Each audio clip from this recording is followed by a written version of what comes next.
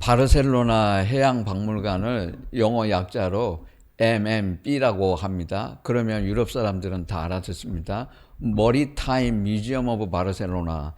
이 바르셀로나 해양박물관은 세계에서 가장 인상 깊고 흥미로운 장소를 찾는 여행자들이 가는 곳입니다. 그 안에 전설적인 스페인의 아르마다 무적 함대가 있습니다. 레판토 해전에 투입했던 그 실제 전함이 전시되어 있습니다. 바르셀로나는 500년간 배 10만 척을 건조한 도시입니다. 여기서 만든 배 중 6천 척은 바다에 가라앉았습니다. 9천 척은 파손되었습니다. 60%의 배가 20번 이상 대양에서 폭풍을 만났습니다. 프린세스 스페인호는 30년 항해를 했습니다. 5번 해적을 만났고 7번 다른 배와 부딪혔고 10번 빙하와 충돌했고 20번 파손되었습니다. 그리고 마지막에 좌초되었습니다. 이런 배들이 많은 바르셀로나 조선소 입구에 가면 표지판에 명문의 두 줄이 쓰여져 있습니다. 첫째 줄입니다. 윗줄입니다. 항해 중에 파손되지 않는 배는 없다. 아랫줄입니다.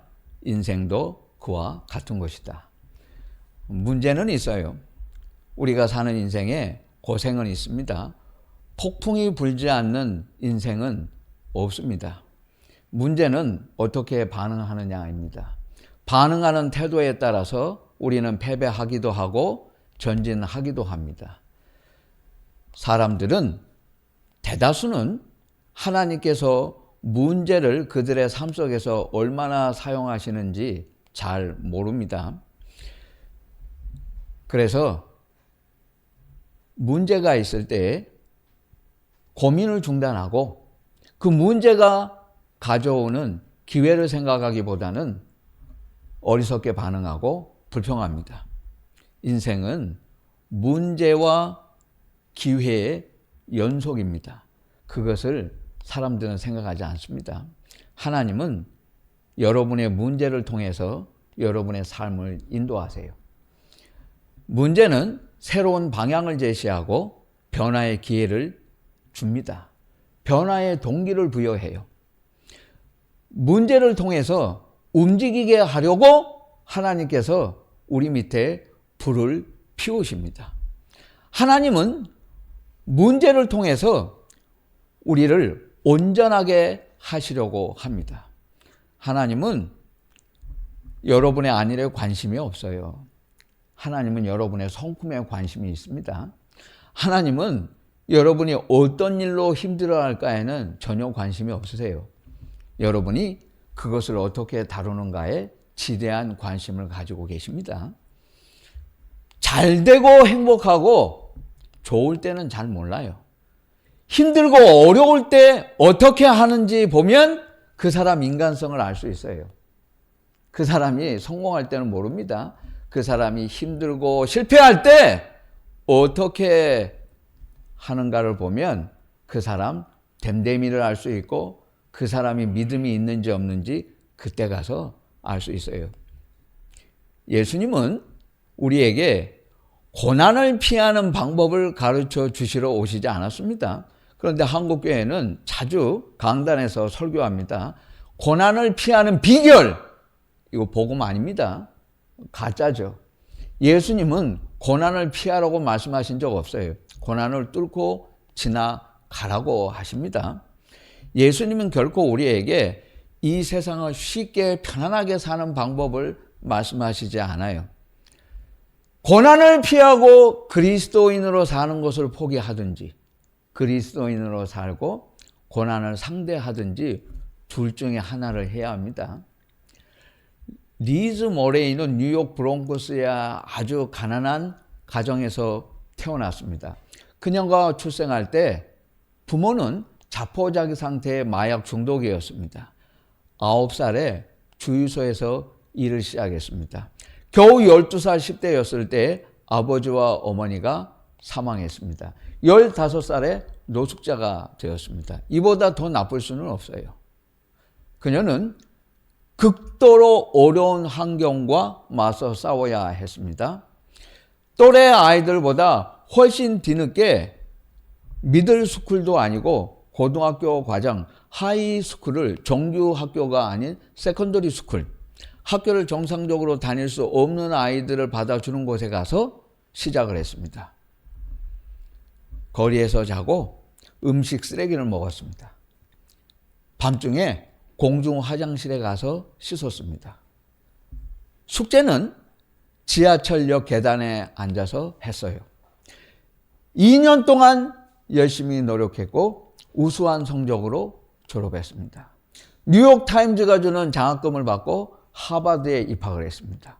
하버드 대학에서 박사과정도 마쳤습니다. 자신의 부모 같은 사람들이 회복할 수 있도록 인상센터, 재활센터를 설립해서 운영했습니다. 결혼을 했고 두 자녀가 있습니다. 행복한 가정을 만들었어요. 리즈 머레이는 자신의 삶을 변화시킬 수 있었습니다. 그녀는 자신의 출생도, 부모도, 가난도, 인생도 원망하지 않았어요. 한때나마 그리워할 수 있는 부모가 있었다는 그 단 한 가지 사실에 감사하면서 그녀는 하나님만을 의지했습니다. 노숙자 홈리스에서 하버드로 한밤을 뚫고 브레이킹 나이트 리즈 모레이의 회고록은 세계적인 베스트셀러가 되었습니다. 일간 신문이나 방송, 뉴스 진행자들이 폭력 범죄가 있을 때 보도할 때면 항상 이런 말을 하잖아요. 사회 구조가 문제다. 의례껏 심리학자, 시사평론가들이 출연을 합니다. 그래서 비행 청소년의 주요 원인은 깨진 가정이 문제다. 이거 습관적으로 말합니다. 사회 시스템이 잘못됐다. 사회가 잘못되고 사람들이 이웃이 나빠서 이런 청소년 문제, 폭력이 자꾸 반복하는 거다. 이런 사람들은 항상 남의 탓, 이웃 탓, 사회 탓만 해요. 그러면 잘못을 저지른 당사자에게는 아무 책임이 없어요. 왜? 사회 탓이잖아. 가정이 나빠서니까 내가 죽일 죄를 저질렀어도 내 잘못은 아니야. 왜? 사회가 그렇게 만든 거니까. 무슨 이따위 소리를 합니까? 리즈 머레이는 그런 열악한 가정에서 나왔다는 사실을 잊지 말아야 돼요. 총리 요셉을 보지 말고 그가 거기까지 갈 수 있었던 그의 삶, 지난날의 고통을 보세요. 요셉이 꿈을 꾸었다고 해서 간밤에 꿈을 꾸었다고 해서 다음날 아침에 이집트의 총리가 되지 않았습니다. 형들이 요셉을 상인에게 넘길 때 하나님께서 끌려가지 않게 막아주시지 않았어요. 여러분 같으면 기도할 때 그런 거 바랄 거 아니에요. 하나님, 이거 문제 피해가게 해주세요. 만사가 형통하게 해주세요. 하나님은 요셉이 팔리는데 가만히 두셨어요. 팔려가게. 말하자면 구경하고 계신 거지. 하나님이 잘못하신 겁니까? 이유가 있어요. 하나님은 그대로 내버려 두셨습니다. 그는 형제들에게 배신을 당했고 노예로 팔렸고 억울한 누명도 쓰고 감옥에 갔습니다. 그러나 자살을 생각하지 않았고 하나님께 항변하지도 않았어요. 침착하게 13년을 기다렸습니다.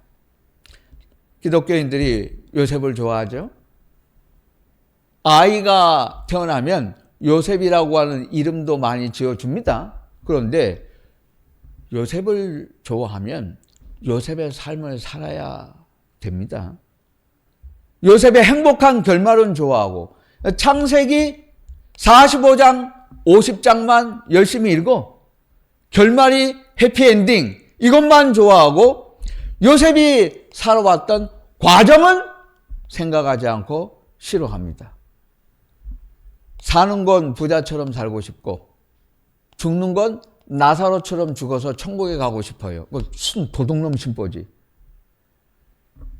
나사로처럼 끝을 맺고 싶으면 사는 것도 거지 나사로처럼 살아야 되는 거예요. 요셉이 존경스럽다면 요셉의 삶을 살아야 됩니다. 예수님을 사랑하세요? 여러분은 예수님을 좋아하시잖아. 그러면 예수님의 삶을 살아야 되는 거예요. 그런데 예수님을 입으로만 믿는다 그러고 사는 건 예수님처럼 살지 않으려고 해.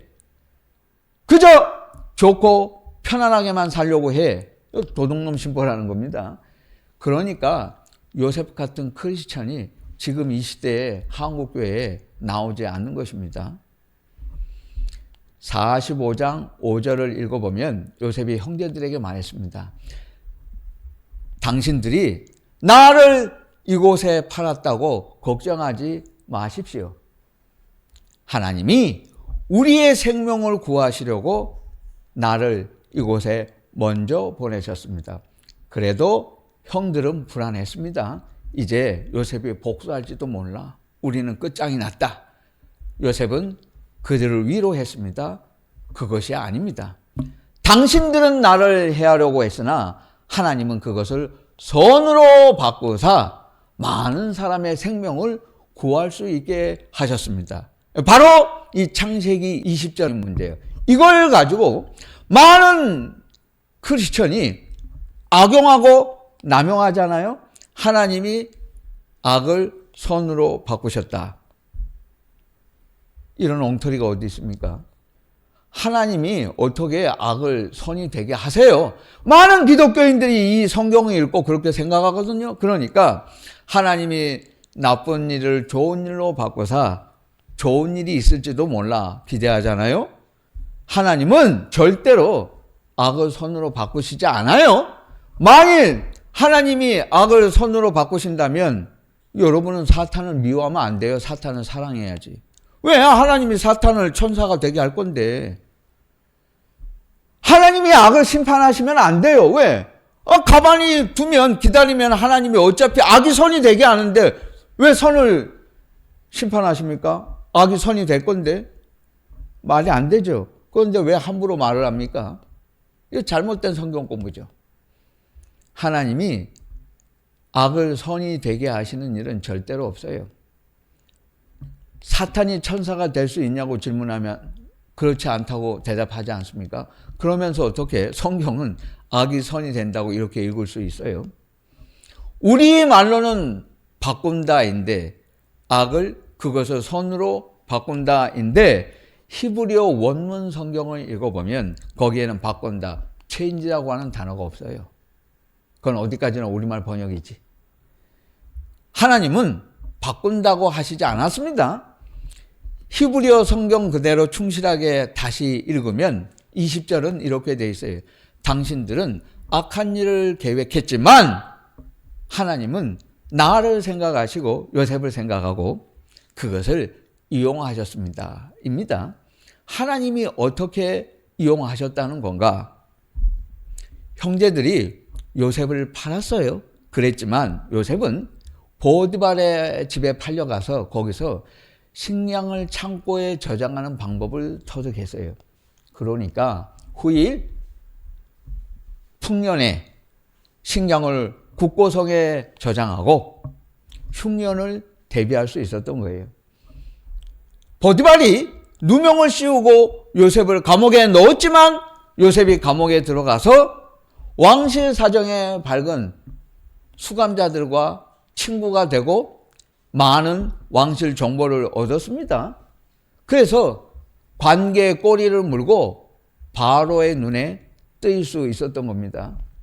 여러분도 그런 말 하잖아요. 큰 집, 큰 학교 가면 많이 배운다며. 거기 가면 다 가르쳐 주잖아. 요셉도 감옥에 가서 다 배운 겁니다. 그러니까 필요해요. 여러분, 이집트의 총리가 되려면 어디에 있어야 합니까? 가나안 땅에 있으면 될 수 있어요. 이집트에 있어야 하잖아요. 그러니까 요셉이 종으로 팔려야 되는 거예요. 왕을 만나려면 어디에 있어야 합니까? 이집트 수도에 있어야 돼요. 먼 시골에 있으면 왕을 만날 일이 있겠어요? 만일 요셉이 행복했지만 아버지 야곱과 어머니와 함께 가나안 땅에 살고 있었으면 왕 만날 일, 죽었다 깨어나도 그런 일은 생기지 않아요. 그러나 요셉은 집에서 나오기 싫죠? 여러분도 마찬가지 아니에요? 집을 나가서 고생하기 싫잖아요? 편안하고 싶지요? 그런데 요셉이 집을 나오지 않으면 왕을 만날 일이 없어요. 어떻게 합니까? 하나님이 내보내죠. 그러니까 팔리는 거고 감옥에도 들어가는 일이 있게 되는 겁니다. 하나님에게는 기쁜 뜻이 있었어요. 요셉이 바로를 만나야 하기 때문에 집에서 쫓겨나게 하시고 물웅덩이에 빠지게 하시고 물웅덩이에서 보디발의 집으로, 보디발의 집에서 왕실이 더 가까운 감옥으로, 그 다음에 결국에는 바로 앞에 서게 하시잖아요. 하나님은 요셉이 점점 더 가까이 바로 앞에 올 수 있도록 팔리게 하셨고 웅덩이에도 빠지게 하시고 감옥에도 집어넣으신 거예요. 여러분이 왜 고생을 할까요? 하나님은 점점 더 하나님의 영광에 가까이 올 수 있도록 하나님이 여러분을 지금 이끌어 오시는 거예요. 그러니까 힘들다고 불평하지 마세요. 어렵다고 불평하지 마세요. 어떤 사람은 사업이 쫄딱 망할 수도 있어요. 그러나 하나님은 그렇게 해서라도 내 앞으로 더 가까이 오라고 하시는 거예요. 그렇다고 해서 하나님이 죽게 내버려 두시지는 않아요. 결국 요셉은 영광을 보지 않았습니까? 우리말 성경에는 그렇게 되어 있지만 당신들은 나를 헤아려 하였으나 ESV라고 하는 영어 표준 성경을 읽어보면 이 두 문장으로 되어 있습니다. 가운데 접속사가 있어요. But 하지만, 그러니까 다시 성경을 읽어보면 이렇게 되어 있습니다. 형제들은 악한 시도를 하려고 했지만 하나님은 그 목적을 달성하지 않도록 하셨다. 당신들은 나를 해치려고 했다. But 그러나 그 뜻대로 되지는 않았다. 정확히 다시 읽으면 아무리 악이 개입할지라도 아무리 악한 일이 있을지라도 하나님이 본래 여러분을 통해서 이루시고자 하는 일에는 영향을 미칠 수 없고 하나님의 사랑과 목적은 반드시 이루어진다는 그런 뜻이에요. 하나님께서 악이 선으로 되게 둔갑시킨다는 그런 의미가 아니에요. 하나님이 이용하신다고 하셨지 언제 바꾸신다고 했습니까? 그런 말은 본래 성경에 없습니다. 요나가 큰 물고기를 만나서 뱃속에 들어간 것이 오히려 잘 되어가지고 니누에로 빨리 간 것이다. 이런 엉터리 설교가 어디 있어요? 여러분 그렇게 성경을 읽으면 안 돼요. 그거 복음 아닙니다. 오히려 더 잘된 일입니까? 하나님이 악을 선이 되게 하신 거예요? 요나가 배를 타고 가는 게 정상이지 물고기 뱃속에 들어가서 니느웨로 가는 게 그게 정상이에요? 그건 비정상이에요. 아무리 늦어도 배를 타고 가는 게 정상이에요. 처음부터 요나가 순종했으면 배 타고 갔지 물고기 뱃속에 들어갈 일은 없었어요. 쓸데없이 고생한 거예요. 그거 안 해도 될 짓 한 거예요. 왜? 처음부터 불순종했으니까. 말을 듣지 않았잖아요. 요셉의 형제들도 마찬가지였습니다. 요셉의 형제들도 죗값은 치렀어요. 하나님이 그냥 넘어가시는 법 없어요. 어떤 사람은 내가 죄를 회개하면 그 죄 없던 걸로 되는 줄 알아. 그렇지 않아요. 하나님이 그것 때문에 여러분을 죽이시지는 않겠죠. 여러분을 사랑하세요. 구해주세요. 그러나 명심하세요. 내가 지은 죄는 반드시 그 대가를 치르고 책임은 져야 돼요. 하나님은 그것까지 없던 걸로 하지 않아요. 요셉의 형제들은 요셉을 판 것 때문에 루벤과 시므온과 유다 다 하나님이 벌을 받게 하셨어요. 하나님은 우리의 실수가 선이 되게 하시지는 않아요. 반드시 책임지게 하세요. 그렇지만 대가는 치르지만 다시 달려가도 늦지는 않게 하신다는 거예요. 이 염려는 말라는 거예요. 내가 다시 돌아가서 원점에서 잘못된 것을 바로잡고 시작할지라도 나보다 앞서서 달려간 사람보다 늦지는 않는다는 거예요. 그런 인생이 바른 것입니다. 잘못됐으면 수정하고 예수를 여러분이 지금까지 20, 30년 잘못 믿었으면 처음으로 돌아가서 똑바로 믿어야 돼요. 그걸 그냥 덮어두고 집사가 되고 권사가 되고 장로가 되니까 그 애들이 시끄러운 거예요. 올바르게 다시 원점에서 출발하는 것이 바른 신앙입니다. 요셉은 문제를 보지 않고 하나님만을 바라보았어요. 우리 문제거리가 닥치면 문제의 정신을 팔려서 하나님을 보지 않잖아요. 요셉은 그렇게 하지 않았습니다. 하나님이 나를 보내셨습니다. 그는 항상 주님을 생각했어요. 요셉을 감옥에 집어넣은 것도 하나님이 하셨어요. 다시 감옥에서 끌어내서 바로 앞에 서게 하신 것도 하나님이셨습니다. 사도 바울이 감옥에 들어간 것도 하나님이 하신 일이었고, 바울을 다시 감옥에서 끌어내서 네로 황제 앞에 서게 한 것도 하나님이 하신 일이었습니다. 하나님의 사람은 하나님의 손 안에서 살게 되어 있어요.